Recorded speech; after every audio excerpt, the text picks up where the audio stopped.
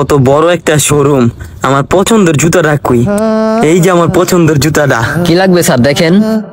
না, এক জোড়া জুতা লাগতো আমার। হ্যাঁ ভালো কোয়ালিটির আছে তো দেখেন। আমার ভাই অনেক দিন ধরে শখ একটা সুজুতা কিনবো, কিন্তু গরিব ফ্যামিলি তো ভাই, বাপেরও ক্ষমতা নাই, আমারও ক্ষমতা নাই যে টাকা দিয়ে কিনা দিব। তো আজকে অনেক দিন ধরে 10 টাকা 5 টাকা করে জমাইতে জমাইতে এটা পুরাটা টাকা দিয়া ভর্তি। তো আপনাকে দোকানটা যেদিন চালু করছেন না, ওই দিনও আমি আইছিলাম, আর দেখছি অনেক সুন্দর সুন্দর জুতা। এই যে এই জুতাটা পছন্দ করে রাখা গেছি, পরে অনেকবার আইছি কিন্তু ভিতরে ঢুকি নাই, গেটের বাইরে থেকে লুকা লুকা দেখা গেছি যে জুতাটা আছে। তো এখন আমার কাছে মনে হয়েছে যে এই ব্যাংকটা টাকা দিয়ে ভুইরা গেছে, এই জুতাটা কিনতে যত টাকা লাগবো অত টাকা আছে এর ভিতরে। তাই আজকে ব্যাংকটা লুয়ে আইছি, এই ব্যাংকটা ভাঙ্গে একটা জুতা কিনা লুয়ে যে মনতে। আচ্ছা ঠিক আছে, তাহলে ব্যাংকটা ভাঙ্গেন। বিসমিল্লাহ করে ব্যাংকটা ভাঙ্গে, আমি ভাঙ্গে। হ্যাঁ ভাঙ্গেন। আল্লাহ বিসমিল্লাহ। আলহামদুলিল্লাহ, অনেক টাকা দেখা যেতে আছে, একটা জুতা কিনতে পারবো, খুশি লাগতেছে আমার থেকে অনেক। দেখা যেতেছে তো ভালোই টাকা পয়সা জমছে।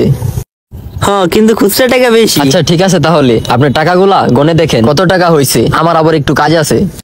যাক, আজকের পর থেকে আর বন্ধু বান্ধব থেকে জুতা চাইতে হবো না, যেহেতু জুতাটা একটু দি। আর জুতা চাইতে গেলে কত কথা হয় না, জুতা ধোয়া নাই, এই নাই ওই। কি ভাই মন খারাপ কে? ও ভাই, আপনাকে জুতা এটা কি একদমই? জি ভাই, আমাদের যেটা ফিক্সড প্রাইস, কম টম রাখা যাব না ভাই। আমাদের এটা তো কম্পিউটারের মাধ্যমে করা, তো এটা কম রাখা যাবে না।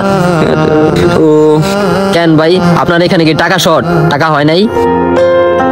ও ভাই, এই জায়গায় 1800 টাকা হইছে, আর বাকি টাকা হইতাছে না, লগে আমার কোনো টাকা নাই কা। আমি তো ভাবছি 2500 টাকার উপরে হইব এই জায়গায়। এখন কি করবো আমি? তাহলে ভাই আমার তো এখানে কিছু করার নাই, আমি এখানকার স্টাফ। করবো, ব্যাংকটা ব্যাংকা মন্ডো ভেঙে গেছে।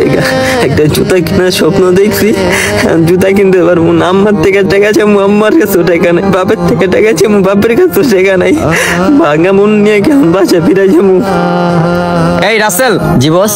ওনার কি হয়েছে? উনি একজোড়া কেস কিনতে আসলো, তো ওনার টাকা শর্ট পড়ছে। কয় টাকা শর্ট পড়ছে? 600 টাকা। 600 টাকা শর্ট পড়ছে? হ্যাঁ। ডাক দাও ওনারে, ডাক। ভাইয়া এদিকে আসেন।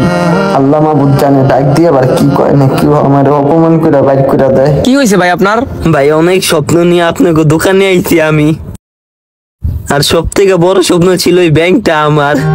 আমি 10 টাকা 5 টাকা করে এই ব্যাংকটার ভিতরে না খেয়ে টাকা রাখতাম। একটা জুতা কেনার স্বপ্ন দেখছি, অনেক দিন ধরে ব্যাংকটার ভিতরে টাকা রাখতাম জুতার লেগা, একটা সুজুতার লেগা।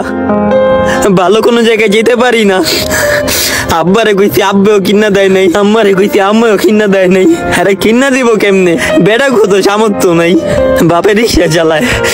তারপরে আমার 10-20 টাকা দিত, ওই টাকা আমি খরচ না করে মাটির ব্যাংকে জমাই দিলাম ভাই, একটা জুতা কেনার লেগা। তো এতদিন ধরে টাকা রাখা মাটির ব্যাংকটা ভাঙ্গা দেই, আমার এতদিনের স্বপ্নটা ভাঙ্গা গেল। এই জায়গায় অনেক টাকা শর্ট ভাই, আরো 600 টাকা লাগবো। ও আচ্ছা, এটাই আপনার স্বপ্ন?